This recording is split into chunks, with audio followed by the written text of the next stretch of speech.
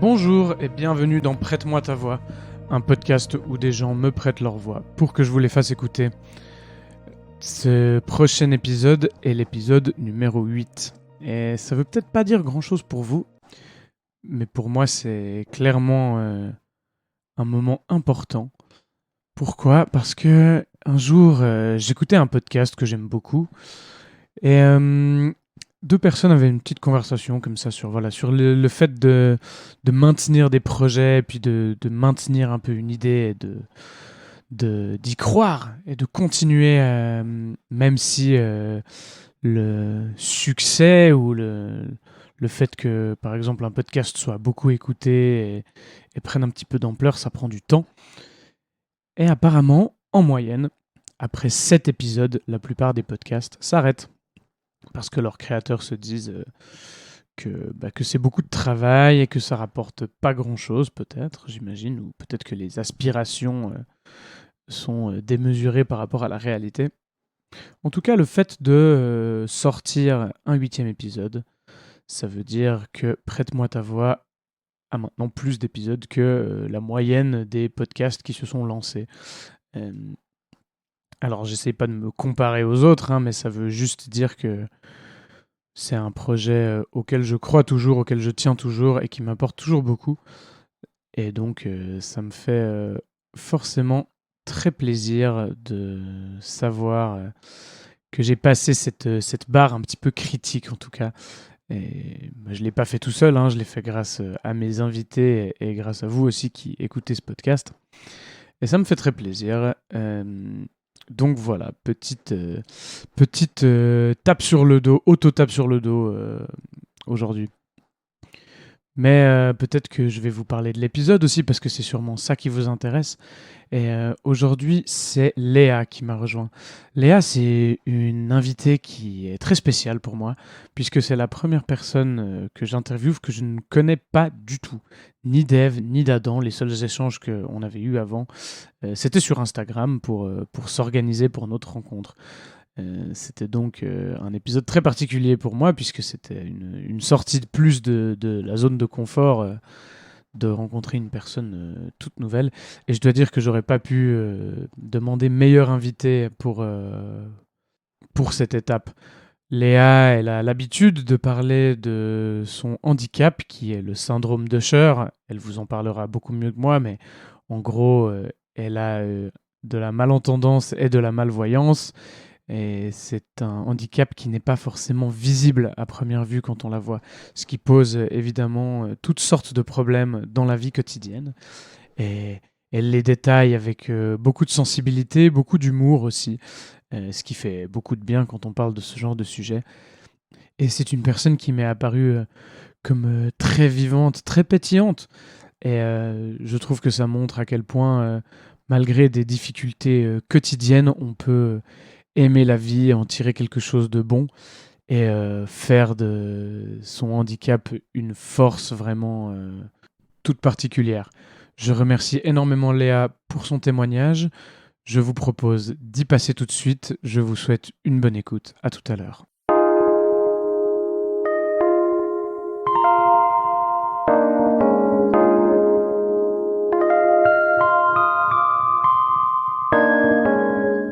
Donc, je suis là pour parler de mon syndrome d'Usher et qui consiste à... C'est une maladie en fait qui lie les yeux et les oreilles. Je suis donc malentendante et malvoyante. Malentendante découverte quand j'avais 4 ans et demi. Ok. Par contre, la malvoyance est découverte quand j'avais 19 ans et demi, à peu près. 19 ans. Ok. Et les deux choses, tu savais à l'avance que tu allais être malvoyante du coup ? Non, justement. En Ok. fait, j'ai grandi en pensant être uniquement malentendante. Et à partir de l'adolescence à peu près, je me suis rendu compte que j'avais une très mauvaise vision. Je devais changer très souvent les verres de contact. Et puis, en fait, de test en test, en fait, je disais à mon ophtalmologue, mais je ne vois pas. Ok. La nuit, typiquement, c'est surtout là que je me suis rendu compte, je ne voyais pas les mêmes choses que ceux qui m'entouraient. Hmm. Et du coup, là, on a fait des tests plus approfondis. J'ai dû faire à commencer la photo du fond de l'œil pour voir la pigmentation. C'est assez impressionnant parce Ok. que vraiment sur la photo, on voit comme des petits verres. Puis c'est le fond de l'œil et puis tu vois la pigmentation de l'œil. C'est très intéressant. Et du coup, déjà, les yeux clairs de base n'ont pas beaucoup de pigmentation. Mais en fait, moi, j'en avais encore moins que la moyenne. Donc, du coup, là, ils m'ont envoyé faire des tests génétiques. Et c'est là que je me suis rendu... C'est là qu'on a vu qu'il y avait vraiment une maladie. D'abord, ils parlaient juste d'une maladie de rétinite pigmentaire. Et finalement, dès que les jeunes ont confirmé, c'était le syndrome de Cher. Et c'est là qu'en fait, j'ai appris que j'ai un problème visuel qui n'est pas guérissable. Ok, ouais. Voilà. Et donc, c'est quoi exactement le syndrome de Cher? Du coup, il y a trois types. Il y a trois types de maladies, comme le diabète. Il y a trois types. Ok. Donc, le premier type, c'est on est juste malentendant et une petite différence visuelle. Mhm. Le deuxième type, le mien, on a on est plus proche de la surdité que de la malentendance. Ok. Et un problème visuel qui peut arriver jusqu'à la cécité. Mhm. Et le troisième type, on peut être aveugle et sourd et on peut manquer d'équilibre. Ok. Voilà. Donc moi, normalement, je suis type 2. Ça devrait Ok. pas trop... Normalement, quand on est un type, on reste dans le même type. Très bien. Voilà. Mais je me rends compte qu'avec le fait que je ne voyais pas beaucoup la nuit, Mhm. j'ai quelques pertes d'équilibre. Mais Ok. c'est juste parce que je n'ai pas les repères qu'il me faut, en fait. Ouais. Je dois m'habituer à ça, en fait. D'accord. Du coup, Du coup, t'as découvert le problème des yeux à 19 ans, donc à 19 ans, ouais. t'as fait tout un peu une construction de vie autour du fait que t'étais malentendante, peut-être. Peut-être Ouais. déjà, comment ça se passe, ça, à l'adolescence ou même voilà, dans la vie sociale quand t'es enfant, de construire un peu cette identité autour de ça. Oui, alors l'adolescence a été très compliquée avec déjà la surdité. J'ai vécu le harcèlement scolaire. Donc, j'avais les camarades de classe qui à l'époque, on faisait les tacons, là. Ouais, ouais. Avec les Donc, on me élastiques. lançait des Ouais. tacons avec la paille, enfin, Ah, le stylo, enfin, voilà. super. Sinon, on m'appelait dans le couloir, on me disait «Eh, la sourde!» Oui, c'est moi, bonjour. Waouh. Ok. Sinon, on m'a fait des croche-pattes, on a voulu me taper, on m'a interdit de passer dans le train, enfin, tous des petits trucs comme ça, des petits trucs que pour moi, c'est toujours des petits trucs, ça a pas... Disons que tous ces petits trucs ont fait un gros truc. Mhm. Et oui, ça me blessait. Mais en fait, j'ai grandi avec la phrase magique «L'ignorance est la meilleure des vengeances». Mhm. Et du coup, j'ai toujours ignoré ce qu'on me faisait. Ok. Et l'avantage que ça a, c'est que les gens me croyaient en fait assez forte pour supporter ça. Ok. Et du coup, au bout d'un moment, ils se lassaient. Mhm. Et quand... mais par contre, comme je l'ai déjà dit, quand je rentrais à la maison, je lâchais tout, quoi. Ouais. J'étais dans ma chambre, c'est bon, là. Il n'y a plus personne autour de moi, je pleure, je crie, Tu m'étonnes, ouais. voilà.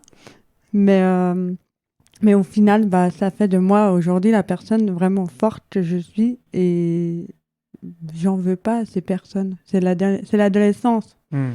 C'est là où on est con. On peut dire ça. On est très très con à l'adolescence. Et puis c'est là qu'on se construit.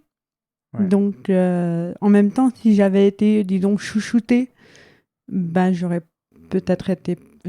serais certainement plus faible aujourd'hui, Hmm. mentalement parlant. Ouais. En tout cas, tu as pu en faire une force Ouais, clairement. derrière. Ok. J'ai aussi beaucoup d'humour. J'ai vécu dans une famille qui a pas mal d'humour.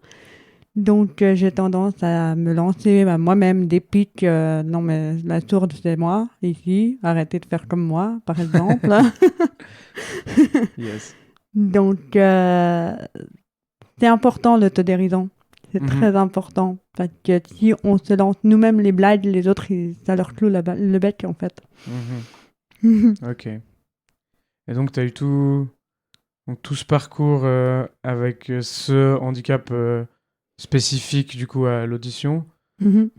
Comment tu as vécu le fait de découvrir qu'en fait, c'était pas juste ça ou que c'était pas ce que tu imaginais depuis le début, mais que c'était encore autre chose de différent, peut-être de plus complexe? Disons que, alors ça, étonnamment, je l'ai plutôt bien pris. Hmm. Parce qu'en fait, je pense que surtout le fait qu'on m'ait dit que c'est génétique, et je me suis dit, bah en fait, je grandis avec, sans le Hmm. savoir.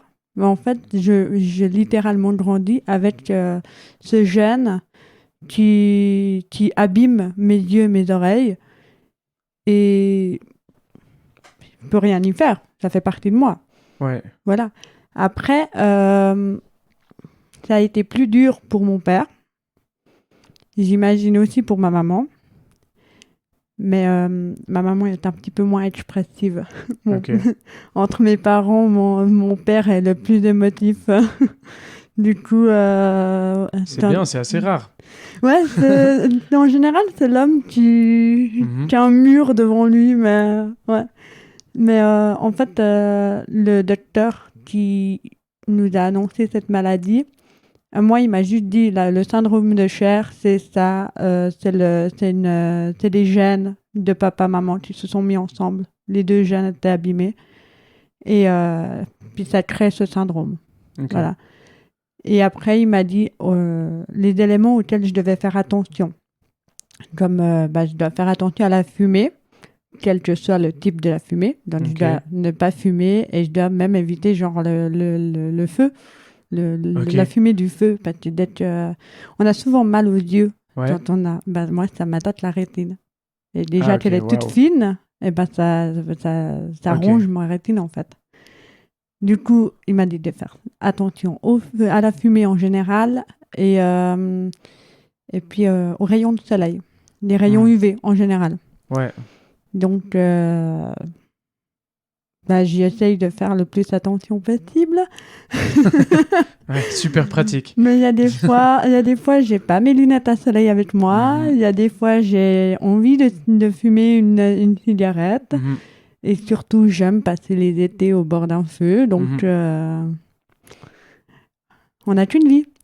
Ouais. Et puis, du coup, le professeur, il m'avait annoncé vraiment ça, à moi et mon père, que ça. Mhm. Et après, il m'a demandé de sortir de la salle, qu'il voulait discuter avec mon père. Et là, j'attends. Après ça, avec mon père, on va se balader en ville. C'était à Lausanne. Et puis, on va manger avec mes grands-parents. Le repas était relativement très silencieux. Ok. Alors que d'habitude, on parle de tout et de rien. Ouais. Et après, avec mon père a découvert le Starbucks ce jour-là. Et il m'a accompagné au Starbucks. Il a pris un café trop cher. Bien sûr. Ce qu'on fait Le au Starbucks, Starbucks, quoi. ouais. Et puis, c'est là que lui, il me dit, ouais, en fait, le professeur, il voulait pas, en fait, me dire qu'est-ce qu'il en est par la suite pour le syndrome de Cher, parce que j'étais en apprentissage, j'avais des examens qui allaient approcher, Ouais. et il voulait pas que ça me plombe, en fait. Ok. Donc, c'est très sympa de la part de monsieur, mais je suis majeure. Ouais, c'est vrai, à ce moment-là, ouais. À du ce coup, moment-là, ouais. j'étais majeure, Mhm. donc il aurait pu me le dire. Mais disons que c'est délicat de sa part quand même de vu qu'il y a des examens qui approchent. Mhm. Voilà. Et du coup, c'est là que mon père m'a dit, je sentais qu'il avait une boule dans la gorge. Mhm. Et il me dit, oui, en fait, quand je suis sortie du rendez-vous avec le professeur, est-ce que tu as remarqué que je pleurais? Non. Oups. Enfin, j'ai vu qu'il avait une tête pas très heureuse, mais pas Mhm. qu'il avait pleuré, quoi. Du coup, il me dit, ouais, le professeur, en fait, il m'a dit que il n'arrive pas à continuer la phrase. Mhm. Moi, je l'ai deviné, parce que c'est la question qui me restait à poser, mais j'arrivais pas à poser la question, est-ce que je vais devenir aveugle un jour? Ouais. Et là, mon père, il n'arrivait pas à finir cette phrase, donc c'est moi qui lui ai dit, donc je vais perdre la vue. Mhm. Puis mon père, il s'effondre, littéralement. Il a essayé de rester fort juste pendant 2 heures, on va dire. Ouais. Et puis là, il s'est effondré. Et puis moi, en fait, je me suis dit, mais en fait, je crois que je m'y attendais. Ok. Étant donné que je me posais déjà la question, Mhm. je sais pas, c'était un pressentiment. Ouais. Et du coup, bah là, mon père effondré devant moi. Je me dis, je vais le consoler. En fait, Ouais. moi, pour l'instant, je laisse cette information un petit peu de côté. Je vais faire un câlin à mon père. Je vais lui dire, écoute, ça va aller. On est en Mhm. Suisse. La médecine, elle avance. On a vu des prouesses médicinales incroyables. Mhm. Pourquoi ça ne marcherait pas pour la vue? Surtout que maintenant, ils ont déjà des trucs, ils ont des tests de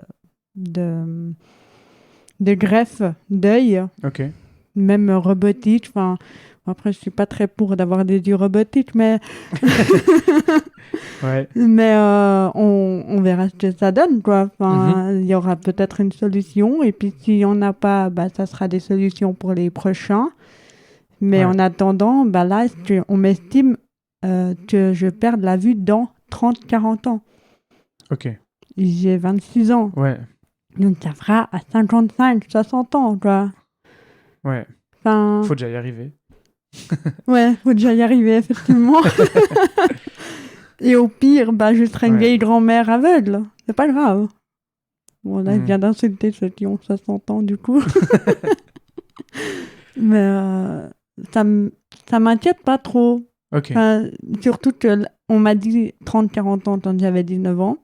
Aujourd'hui, c'est toujours la même estimation. Ok. Donc, ma vue est restée très stable. Hmm.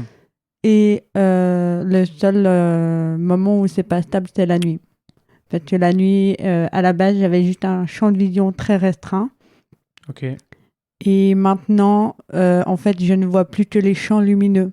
Et du coup, quand tu dis la nuit, c'est par exemple, tu marches dans la rue le soir. Ouais, Là, par exemple, tu vois que les lampadaires. exactement. Ok. Je vois le faisceau lumineux du lampadaire, Ouais. mais les personnes qui sont, par exemple, dans la partie ombre autour du lampadaire, je vais voir des silhouettes Ouais. très vagues, mais je ne vais jamais reconnaître les personnes. Ok. C'est un peu compliqué, surtout quand j'ai envie de sortir au bar avec les copains, Ouais. parce que Tu du m'étonnes. coup, les gars, ils sont là, hé Léa, tu veux boire quoi? Puis moi, je suis là, c'est qui me parle? Et je le regarde, genre vraiment bien. C'est même quelqu'un qui s'approche de moi pour me faire la bise. Mhm. Je le vois pas s'approcher Ouais. de moi. Et du coup, en fait, c'est déjà noir devant moi. Alors en plus, il se rapproche. Du coup, je suis là, qu'est-ce que tu essayes de faire? Ah merde, pardon, tu vas partir, tu veux faire la bise. Vraiment désolée, je te faisais pas un vent. Donc, Ok. c'est compliqué, mais bah, de nouveau, de l'humour, on le prend à la rigolade. Les gens qui viennent vers moi, qui me mettent la main sur l'épaule en me disant « je vais m'en aller », ils se mettent en retrait, ils me disent « je vais m'en aller ». Moi, je me mets en retrait en mode « c'est bon, merci, je t'ai déjà vu ». Ouais. Et puis après, bah, les personnes qui m'entourent ont été très compréhensives et savent maintenant comment réagir avec moi. Ouais. Après, ce qui est encore assez compliqué, c'est que j'essaye de leur dire, quand vous vous éloignez de moi, avertissez-moi. Parce que je ne les vois pas non plus partir, en fait. Mhm. Genre, si je discute avec une personne qui est en face de moi et qu'il y a une troisième personne sur mon côté, tant que je ne regarde pas cette personne, je ne vais pas voir si elle bouge. Je vais Ok. même pas la voir boire son verre, Ouais. en fait. Donc, là, c'est un peu compliqué. Du coup, tout d'un coup, je sais pas, on est dans une conversation où je parle, en fait, aux deux personnes, mais je suis plus concentrée sur la personne qui est face à moi. Tout d'un coup, je pose une question à celui qui était à côté de moi, et puis, ben, il est pas là. Il est parti depuis combien de temps, lui? Ok, waouh. Bon, ben voilà. Le nombre de fois où ça m'est arrivé, où je parle, on marche dans la rue, il y a une personne à côté de moi, on a une conversation, la personne, je sais pas, elle s'est arrêtée pour, je sais pas, allumer sa cigarette, attacher ses chaussures ou quoi. Si elle ne m'avertit pas, je continue ma conversation. Je suis la pauvre conne qui parle toute seule au milieu de la rue. Ouais, ok, je vois. Et du coup, au bout d'un Wow. moment, je me rends compte et... Mais bon, d'accord. Tant pis. Ok. Et donc ça, tu disais que ça arrive surtout quand il fait nuit. Surtout quand tu fais nuit, ouais. Ok. De jour, j'ai pas de problème. Je peux même encore conduire. Ok. Pour l'instant, de jour, j'ai pas de cécité. J'ai mon champ de vision qui baisse un petit peu, mais pas trop. Pas assez progressif, on va dire. Donc, c'est plutôt bien. Après, je suis plutôt éblouie. Donc, dès qu'il y a beaucoup de soleil, il faut vraiment que je mette des lunettes assez foncées parce que sinon, je vois rien, quoi. Ouais, ok. Après, il y en a qui vont me dire ouais, mais moi aussi, le soleil m'éblouit. Oui, mais tu n'auras pas les yeux aussi sensibles que les miens. Tout comme ceux qui disent non, mais moi non plus, la nuit, je vois rien. Une différence, la première différence que j'ai vue pour savoir que je voyais pas assez la nuit, c'est normalement, quand on voit les montagnes la nuit, la montagne n'a pas le même noir que le ciel. Ouais. On peut toujours les distinguer. Et un jour, je voyais une lumière en haut d'une montagne, sans voir la montagne. Et je demandais, c'est quoi cette lumière? Ben, c'est l'antenne de la montagne. Mais quelle montagne? Pour toi, c'était comme une étoile, quoi. Voilà, ouais, pour moi, c'était juste une grosse étoile ou peut-être un hélicoptère, un avion, enfin, voilà, quoi. Et non, il y avait une montagne, je la voyais pas. Et pourtant, en Suisse, il y a beaucoup de montagnes. Du coup, c'est la première chose, c'est là que je me suis vraiment rendu compte que oui, il y a des choses qui disparaissent en fait de ma vue. Et du coup, je me suis aussi rendu compte en parallèle que la dernière fois que j'ai vu un ciel réellement étoilé, c'est quand j'ai voyagé à Madagascar en 2013. Ok. C'est bientôt 10 ans. Donc, bientôt 10 ans que je ne vois plus vraiment les étoiles. Sinon, si je veux vraiment voir les étoiles, je dois être dans un endroit qui n'est pas illuminé. Ouais. Et je dois me concentrer, en fait, pour les voir. Ouais. Je dois vraiment... Très souvent, il me faut quelqu'un à côté de moi qui me dise, ok, bah, sur mon doigt, là, il y a une étoile. Et puis, je vais voir la première et après, je peux voir plus ou moins ce qu'il y a autour, quoi. Ok. Et du coup... ça fait un coup aux gens quand je leur dis ça. Que je leur dis que je peux pas plus voir les étoiles. Ouais, c'est une image très forte, les étoiles, les ciels étoilés, c'est vrai. On y est très attaché, j'ai l'impression. L'image que ça renvoie, ouais. Okay. Bah, c'est apaisant. À fond. Et du coup, tu disais que les gens autour de toi, ils avaient été très bienveillants. Et comment c'est avec, je sais pas, quand tu rencontres des nouvelles personnes ou des gens que tu connais pas encore ou qui savent pas forcément encore. Alors, ça dépendra du feeling que j'ai avec ces personnes. Si c'est des personnes que je sais que je vais garder, on guillemets, dans ma vie, je vais dire assez rapidement mes handicaps. Puis après, ça dépend. Si c'est des personnes que je vois tout le temps, 2 jours, mais pas forcément leur dire ouais, fais attention quand tu me parles, quand tu es à côté de moi ou comme ça, par rapport à ma vue. Et juste lui dire, je suis malentendante, si tu peux me parler plutôt en face que derrière moi, ce serait cool. Ok, ouais. Comme ça, la lecture labiale, c'est quelque chose de très important pour moi. La période Covid et masque, je la nique. Ah ouais, j'y ai même pas pensé. Ouais, ok. Oui, c'était très amusant. Surtout dans le domaine de la vente, quand les gens ils te demandent 50 fois justement de répéter, et puis que toi tu demandes aussi de répéter, puis qu'en fait eux ils ont moins de patience que toi parce que moi je sais pourquoi je demande à répéter. Eux ils savent pas, ils disent c'est juste avec les Macs on voyait rien. On comprend rien, ouais, ça fait barrière de son. C'est clair. Alors qu'en réalité, moi, il y a la barrière de son, plus je peux pas lire sur tes lèvres, plus je suis malentendante. Ah merde, ouais. Mauvais cocktail. Okay. Ouais, oui, très mauvais cocktail. Ouais. Ok. Du coup, mais heureusement, j'avais le droit de demander aux gens si j'avais besoin de baisser le masque. Ok. Ouais. Mais ouais, sinon, ouais, pour dire aux gens, j'ai pas de problème de le dire, de dire mon handicap. J'ai tellement, en fait, ça fait partie de moi. J'ai pas à l'ignorer, j'ai pas à le cacher, en fait.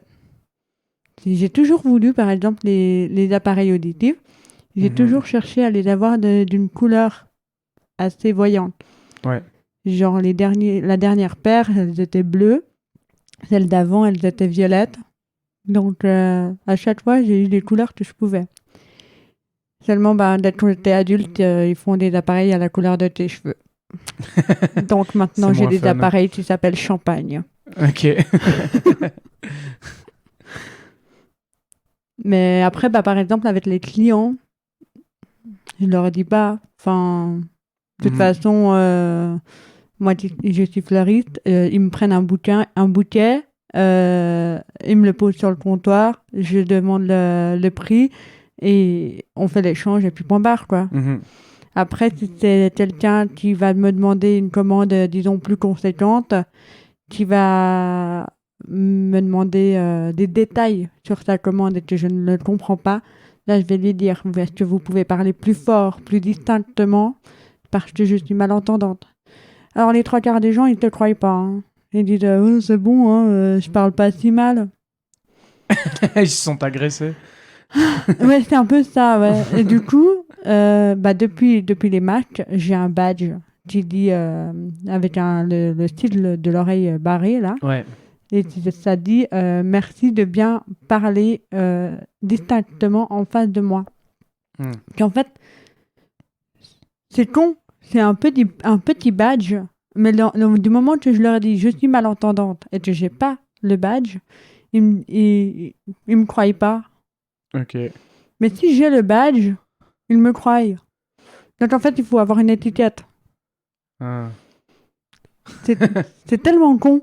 Ouais. Mais c'est comme ça, quoi. Enfin... Ouais, puis ça t'évite, toi, de devoir te justifier. Mine de rien, ouais.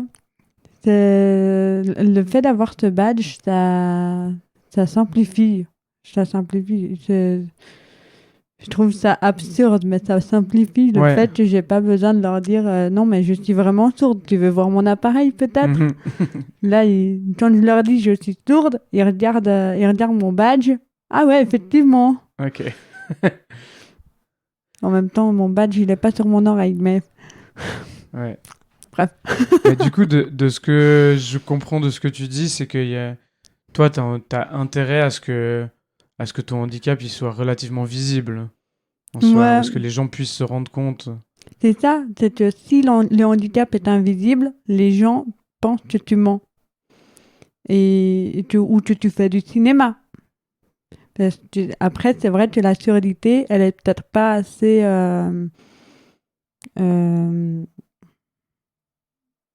évoquée pour qu'on puisse, pour que les gens comprennent les différents stades de surdité. c'est vrai qu'il y a le sourd où il n'entend rien du tout. Il y a certains sourds qui ne peuvent pas être appareillés parce que même appareillés, ça marche pas. Ouais. Et là, les gens, quand on leur parle de la surdité, c'est ce qu'ils voient. Du coup, quand on leur dit « Non, mais je suis sourd appareillé », ça veut dire que j'entends. Ils vont dire « Non, mais t'es pas sourd puisque tu entends ». Mais quand tu vas dans la communauté sourde et que tu leur dis je suis malentendante, les gens ils vont te dire bah non, t'es toi sourd, soit t'es entendant. Alors je suis où les gars?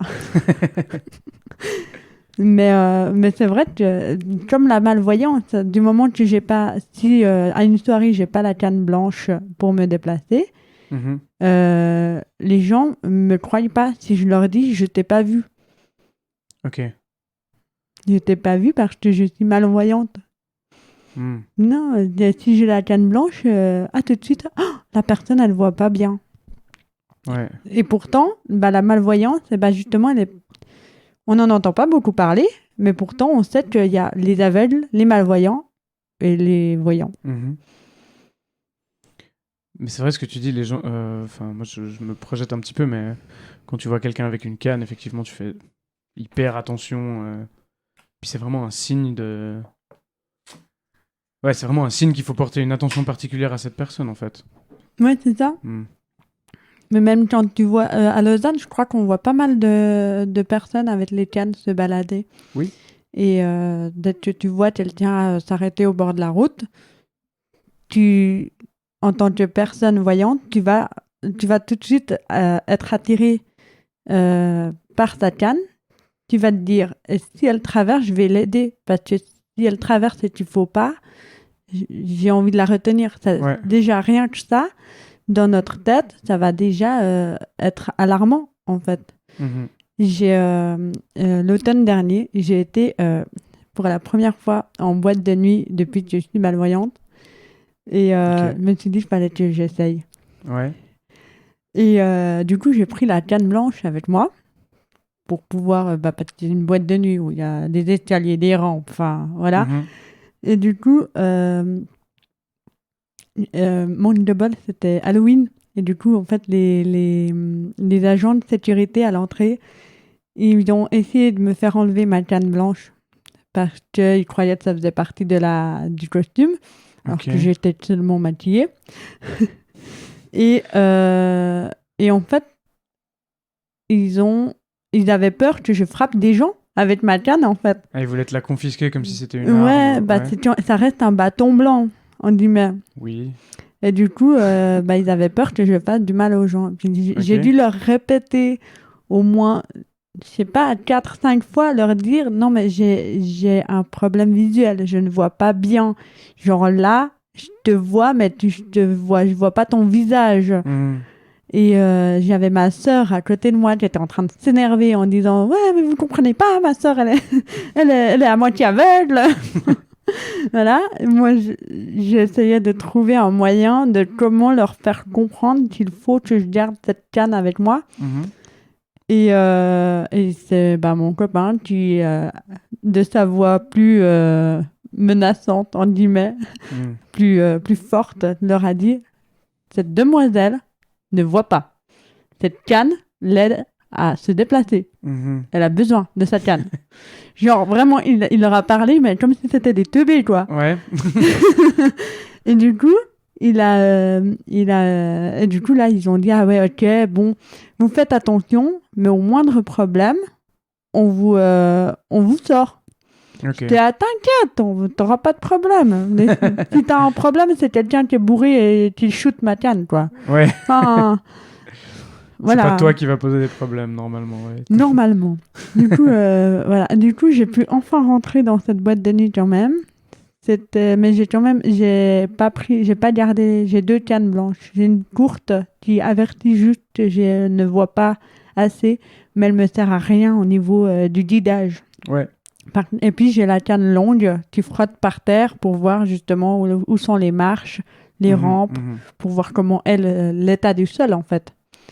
Et du coup, là, la grande, je l'ai pliée et je l'ai mise dans mon sac parce que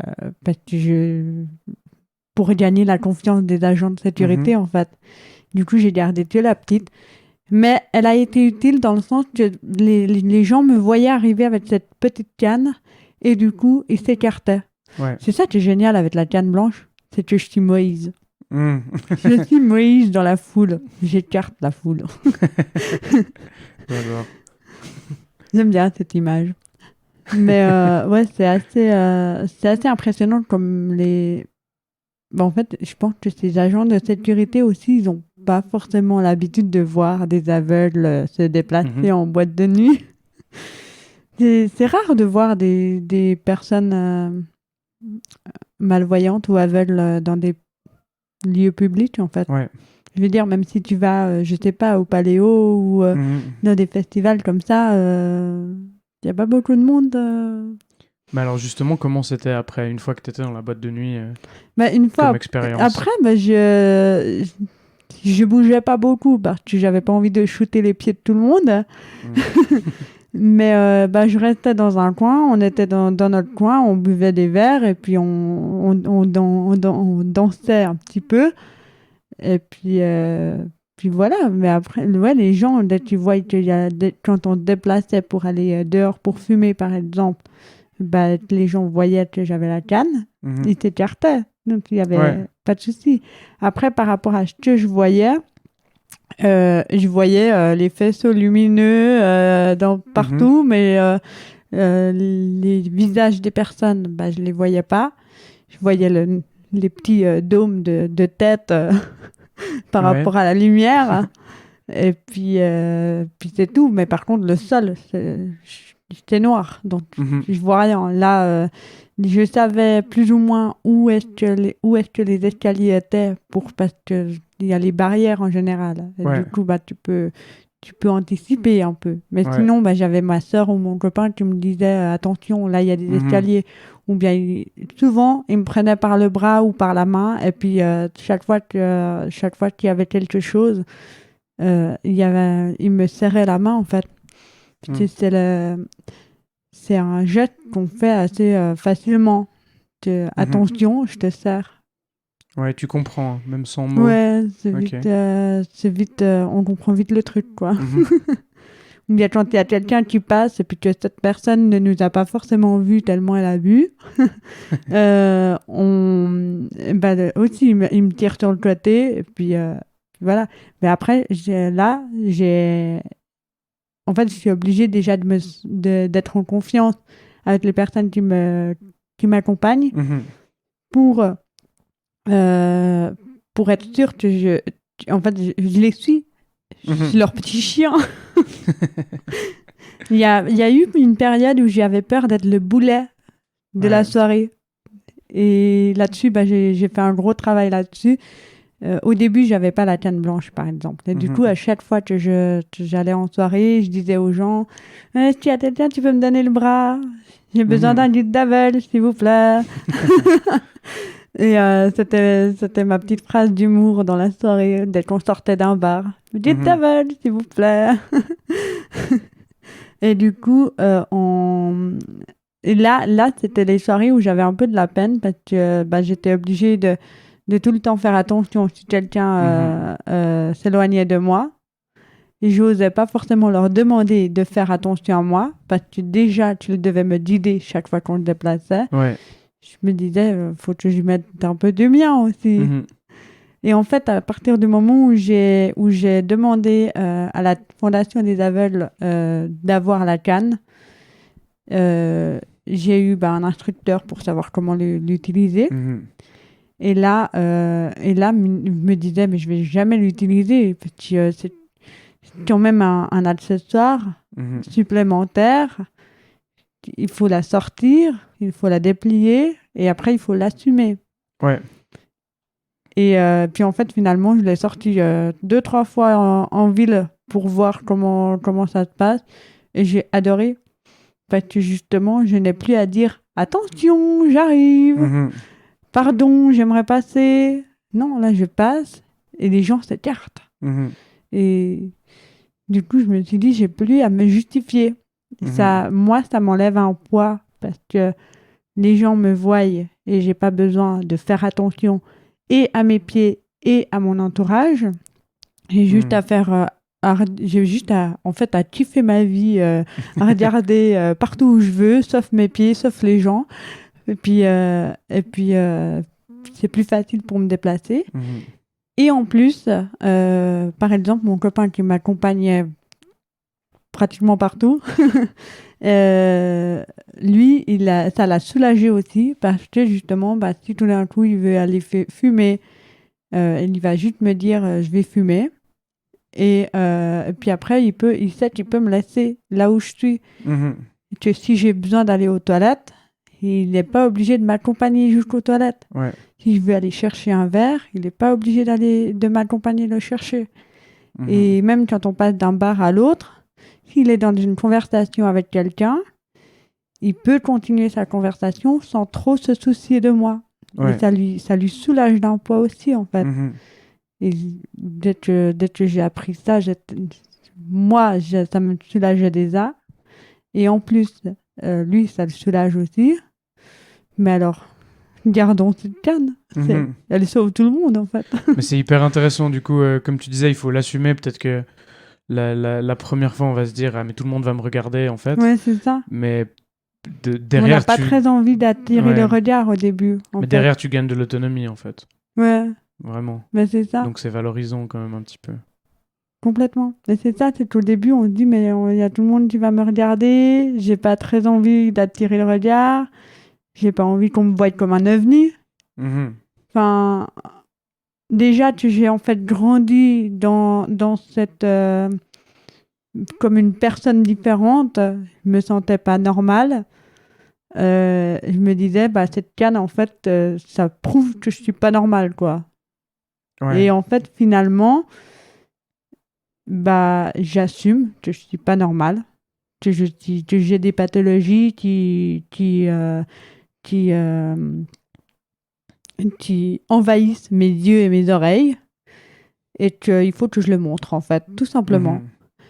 Parce que si je le montre pas, les gens, ils vont me prendre pour une personne normale, qui n'a pas de maladie.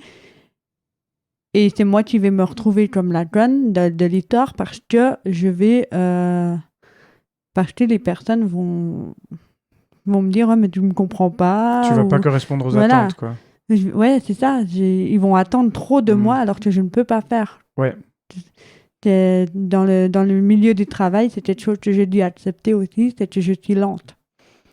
Parce que je pense, dû au fait que j'ai ces maladies, je suis moins rapide, je dois peut-être faire plus attention. Je sais pas pourquoi je suis lente, mais je pense que c'est dû au fait que je suis malentendante et malvoyante, quoi. Ouais. Et là-dessus, je dois le dire à mes patrons. Je ne serai pas autant productive que ma collègue. Mais je vais faire les choses bien quand même. Ouais. Et ça a pu... Est-ce que dans ton travail, là, c'est quelque chose qui a pu être entendu ou il y a un peu de place qui a pu être donnée à ça? C'était très difficile de trouver le ou la patronne qui accepte d'avoir quelqu'un ayant un handicap, en fait. Parce que la plupart du temps, les gens, ils ont peur de comment je vais me comporter avec les clients. Ils ont peur que je fasse fuir les clients.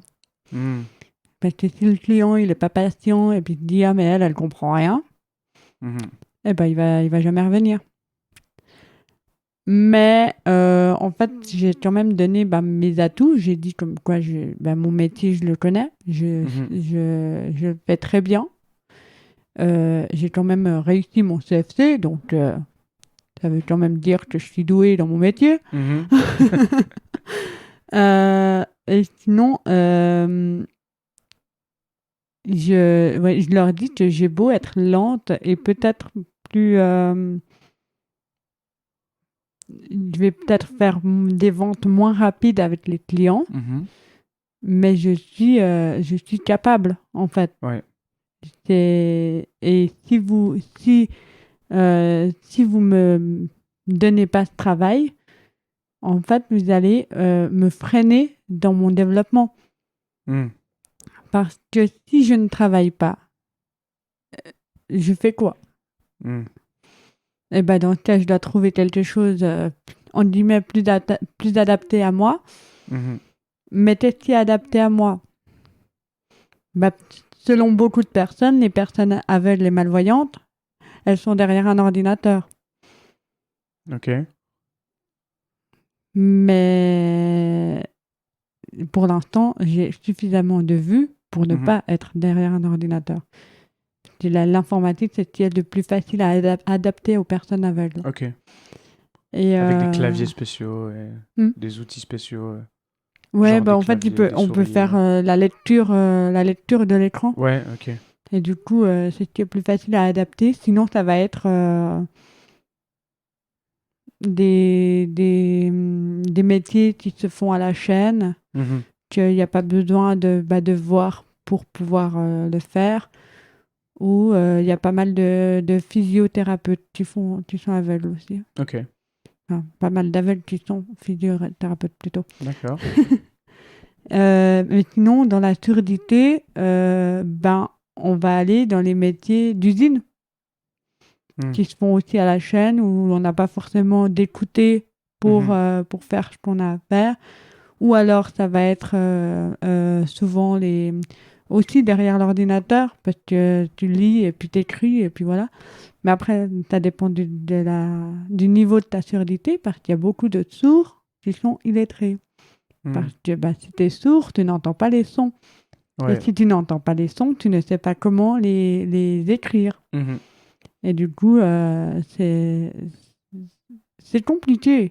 Enfin, les métiers ne sont pas faits pour les personnes ayant ce genre de handicap. Ouais. Tout comme pour ceux qui ont des handicaps moteurs. Ouais. Il y a beaucoup de métiers qui ne sont pas adaptés non plus.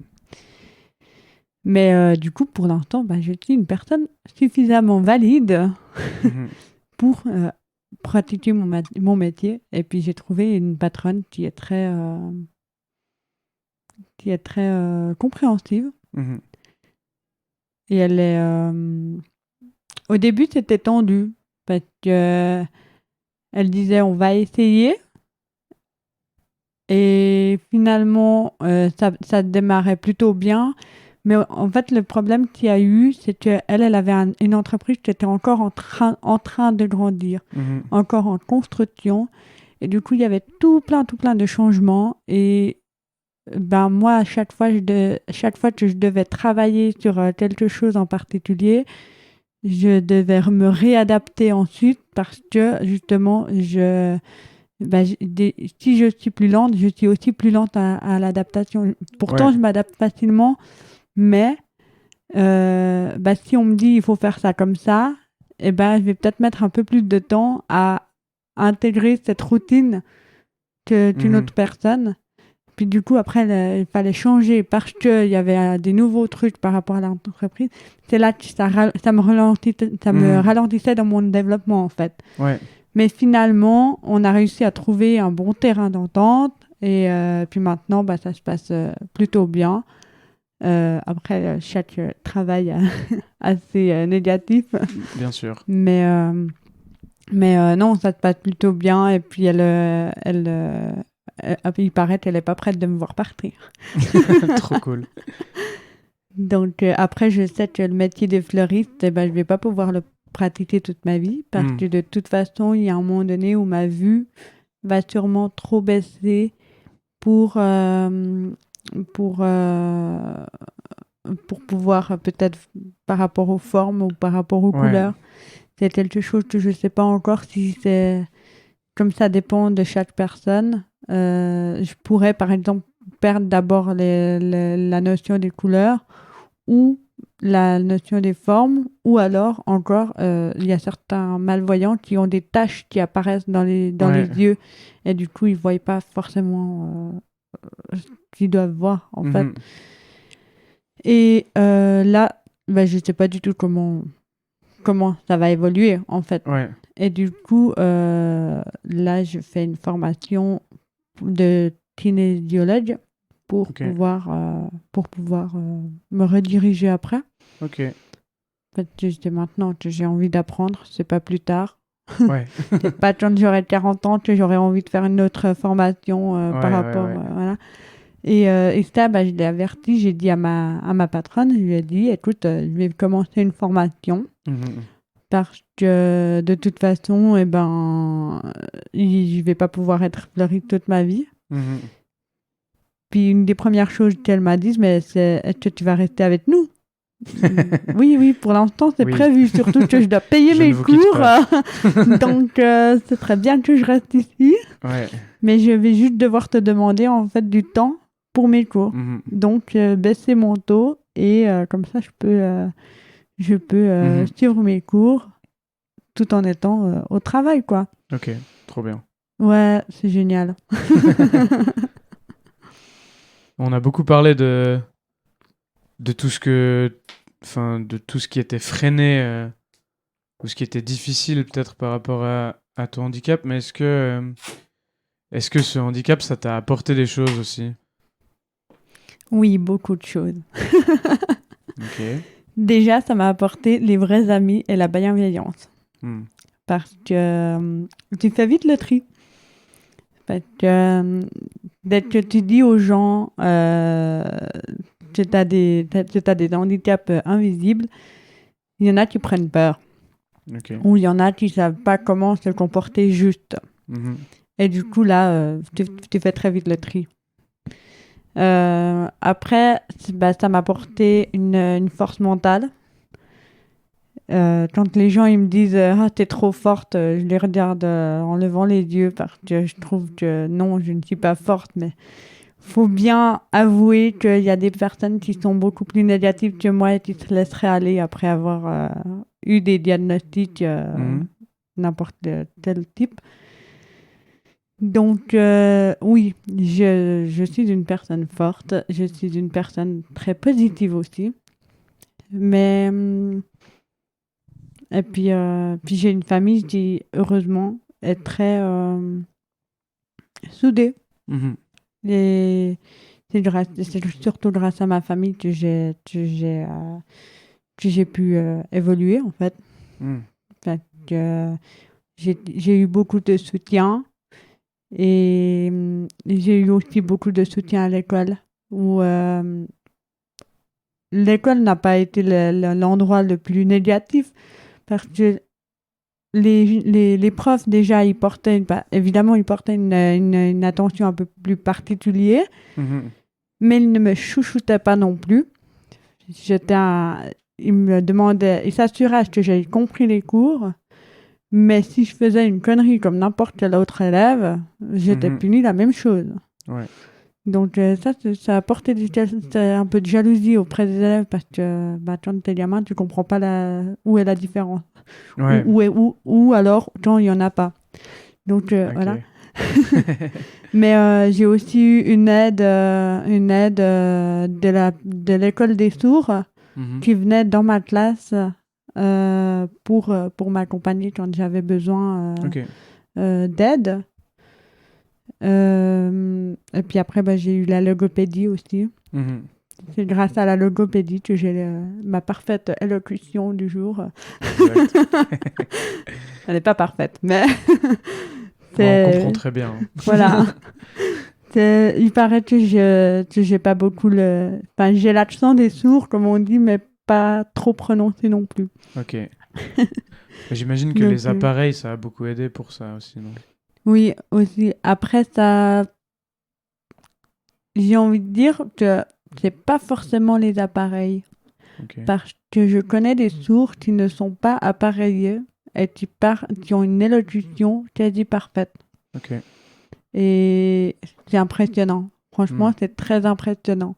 Parce qu'en fait, c'est en étant chez les orthophonistes ou les logopédies où ils entraînent leur élocution. Et des sourds, qui savent parler, quoi. C'est incroyable. Vraiment. Ok. Trop bien. Moi, ça me semble impossible. Et puis en vrai, ça marche. Comme il y a les sourds qui signent, moi je suis quelqu'un qui signe pas, j'ai pas eu cette opportunité-là. Ouais. Mais en même temps, je me dis que je suis mieux dans le monde des entendants que dans le monde des sourds. J'ai connu certains sourds dans mon entourage, mais je sais pas, ça a jamais croché. Ils ne font pas partie de mes amis proches en fait. Ouais. T'es pas entré dans cette communauté non plus. Ouais. Non, c'est. Je pense que, en fait, le truc qui me pose un peu problème quand je rencontre des sourds, c'est qu'on parle trop souvent de notre surdité. Et que du coup, on s'intéresse pas forcément à la personne sans la surdité. Ok. Et du coup, c'est ça qui... J'ai pas envie que la personne, dès qu'elle me voit, elle est sourde comme moi, comment elle le vit. Ok. Alors, on peut parler de ça. On peut aussi parler de ça. Mais aussi, je sais pas, est-ce que tu fais des activités? Est-ce que tu aimes lire? Est-ce que tu aimes dessiner? Est-ce que tu travailles? Ouais. On peut aussi parler d'autres choses, quoi. Ouais. Enfin, c'est cool. Ok. Avant, tu as parlé des gens qui savaient pas comment se comporter juste. Pour toi, ce serait quoi se comporter juste avec quelqu'un qui a comme toi un handicap qui est pas forcément visible ou qui est pas forcément voilà, qui fait que quand même tu peux fonctionner en société, quoi, tu peux travailler, tu peux aller au bar avec tes potes, mais comment t'aimerais que les gens se comportent avec toi en fait s'ils te connaissent pas ou... Alors déjà, la première chose doit venir de la personne qui a le handicap. Parce que vu que c'est un handicap invisible, si l'autre personne ne le sait pas, elle ne pourra pas adapter son comportement. Ouais. Donc, si nous, déjà, on n'accepte pas notre handicap, on le cache, ça va de toute façon pas marcher. Okay. Tandis que si on le dit, je dis, écoute, je suis malentendante, j'ai besoin que tu me parles en face, j'ai besoin que tu articules, j'ai besoin que tu ne chuchotes pas. Chuchoter, c'est le pire truc. Ok. J'ai besoin que tu aies le visage dégagé. Que tu ne dois pas parler avec la bouche pleine, tu ne dois pas parler avec une clope dans la bouche, tu vas pas cacher ta bouche pour parler. Des bonnes manières de base, finalement. Voilà, il faut vraiment dégager ton visage et pouvoir parler bien. Après, que moi je dis beaucoup, c'est que si on veut m'adresser la parole à moi, il faut m'appeler avant de me parler. Ok. Parce que si on me parle et on fait, je sais pas, on déblate une phrase et on me dit Léa à la fin, ah, quoi? Direct, tu peux recommencer depuis le début. Parlé ouais, ok. Parce que il y a des fois, on est en soirée, on fait des jeux de société, par exemple. On a bien l'image de la table ronde, on joue tous ensemble, comme ça. Et il y a une grande discussion, ça déblate de tous les côtés. Moi, tout de suite, là, je suis perdue. Je me dis, alors j'essaye de prendre les sujets qui m'intéressent. Tout d'un coup, j'entends un Léa. Attention, je mets les radars, si ça tu me parles. Et quoi je sais pas de quoi tu parlais, ni pourquoi tu m'as appelé. Ouais. Ah non, mais je parlais juste de toi. Ah ouais. Ah, ok. Par contre, Léa, est-ce que tu peux? Oui, je peux. Dis-moi tout. Ok. Et c'est là que c'est ça que c'est important, c'est d'appeler avant la personne. Ou si vous ne connaissez pas le prénom, au moins lui taper sur l'épaule. Comme ça, en fait, la personne porte toute son attention. Et c'est plus facile de communiquer. Ouais. Tandis que si on doit juste choper une bribe de conversation, c'est le truc qui est le plus compliqué pour nous. Ok. Après, ce qu'il y a, c'est quand on est... moi, je donne l'exemple, par exemple, au bain ou à la piscine. Je ne porte pas mes appareils. Ça tient pas l'eau. Ok. Et du coup, là, avant d'enlever les appareils, je dis aux gens, si vous voulez être avec moi, vous êtes avec moi. Si vous voulez être en groupe, vous restez en groupe. Mais je vais pas pouvoir être en groupe avec vous. Ouais. Il y a une personne ou deux qui peut m'accompagner, mais au-delà de ça, ça sert à rien. Je vais rien comprendre. Ouais. Donc, puis encore plus, là, il faut pas me parler de très loin. Il faut être tout près de moi. Et il faut aussi m'appeler avant de parler. Enfin, voilà quoi. Donc, c'est des types qui sont assez utiles. Après, après quand on articule, ça c'est un truc qui est très intéressant aussi. Quand on articule, ça sert à rien d'exagérer. Ok. Il y a des gens qui veulent tellement... Il y a certaines personnes qui ont déjà une bonne articulation. Ok. Et dès qu'ils voient que la personne en face d'elle est sourde, ils veulent encore mieux articuler. Mais c'est pire, parce que si on veut articuler encore mieux, en fait, on fausse la lecture labiale. Ok. Ouais, comme quand on veut faire, quand on fait des tests de lecture labiale. Ah, est-ce que tu vas deviner ce que je vais dire là? Ouais, ok. Ouais. Eh ben, très souvent, les personnes font ça, mais sans penser que, en fait, on a déjà une certaine lecture labiale sur le visage qu'on voit, et que si tu déformes ta bouche, ben, on va rien comprendre en fait. C'est comme si t'écrivais n'importe comment, quoi. Voilà. T'arriverais pas à lire après. Ouais, Ouais. d'accord. C'est intéressant. C'est une bonne comparaison là. C'est une très bonne comparaison. En fait, t'écris n'importe comment pour aller plus vite, par exemple. Et ben, on n'arrive pas à te lire. Ouais. Et... Ouais, Là, c'est pareil, ça. tu déformes ta bouche. C'est hyper intéressant, je trouve, parce qu'en fait, c'est vrai qu'on va peut-être avoir tendance à ralentir ou à exagérer, comme tu dis, à faire des grands mouvements de bouche. Mais personne. Si tu fais un A de base pas trop ouvert, et puis que finalement tu vas ouvrir grand ta bouche pour dire ton A, ben on pourrait prendre ton A pour un O, parce que tu ouvres grand la bouche. Et puis en fait, personne parle comme ça. Bah non. Et toi, t'as appris à lire des lèvres de gens qui parlent normalement, en fait. Bah c'est ça. Parce que tu t'es entraîné sur des sujets vivants toute ta vie, quoi. Bah oui, c'est ça, exactement. Ouais, c'est bien, donc pas exagéré. Ok. Et du coup, quand j'ai les personnes, quand je dis pour comment réagir avec moi par rapport à ma vue, en fait, là, il y a juste la nuit. Il y a juste la nuit où je leur dis, faut me dire quand vous partez, quand vous arrivez. Ouais, comme tu disais avant. Puis voilà, quoi. Enfin, pour l'instant, j'ai pas cherché à... J'ai pas besoin, en fait, de proposer d'autres solutions. Parce que... Oui, j'ai une assez bonne vue.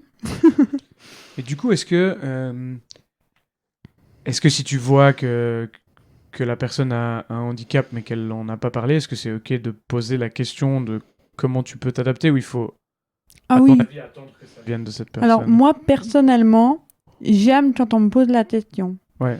Bon, après, c'est peut-être aussi le fait que j'aime bien parler de moi qui aide que... Mais personnellement, je prends l'exemple des parents qui disent, quand la gamine, elle vient vers toi, elle dit « Pourquoi tu parles comme ça? T'as un appareil dentaire ?» Non, j'ai un appareil auditif.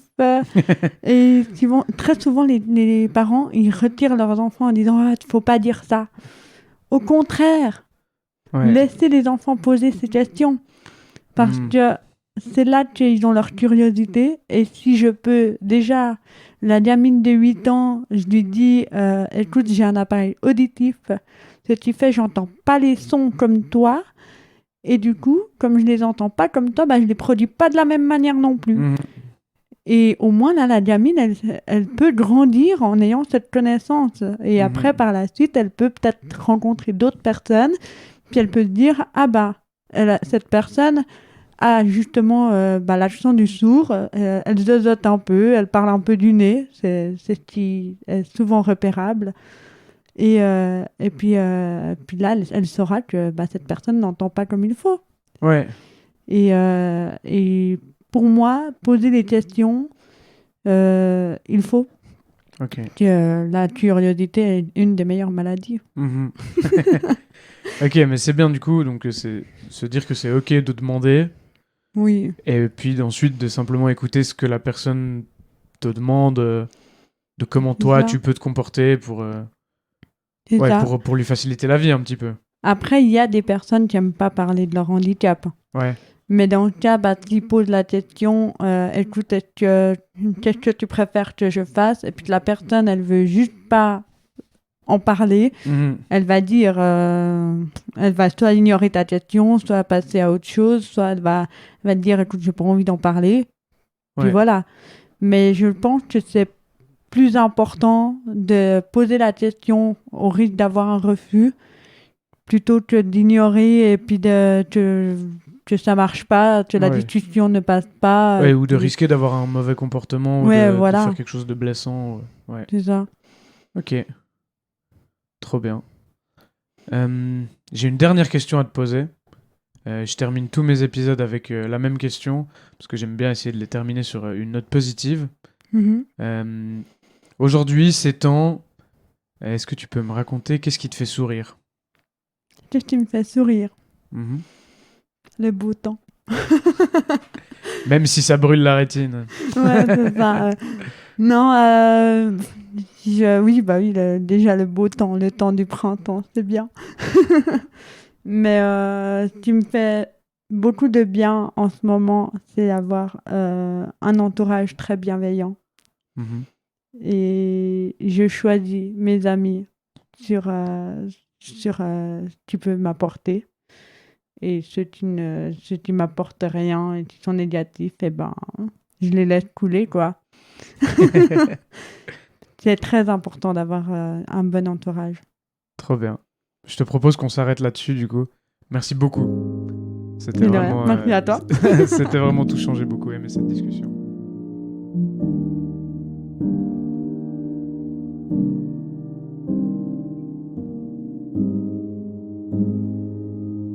Prête-moi ta voix est un podcast enregistré, produit et réalisé par moi, Fred Rebaud. Il sort les mardis, 1 à 2 fois par mois, selon mon rythme personnel. Vous pouvez trouver le podcast sur Spotify, Apple Podcast ou YouTube, entre autres. Les génériques de début et de fin d'épisode ont été enregistrés et composés par Francesco Bucciarelli et moi-même. Je le remercie infiniment pour son aide. Si vous souhaitez intervenir dans le podcast, me poser une question ou me donner vos retours, vous pouvez me contacter via la page Instagram @prête-moi-ta-voix.podcast ou via l'adresse mail prête-moi-ta-voix.podcast@gmail.com. Je vous remercie du fond du cœur d'avoir écouté cet épisode. Prenez soin de vous, prenez soin des autres et à bientôt.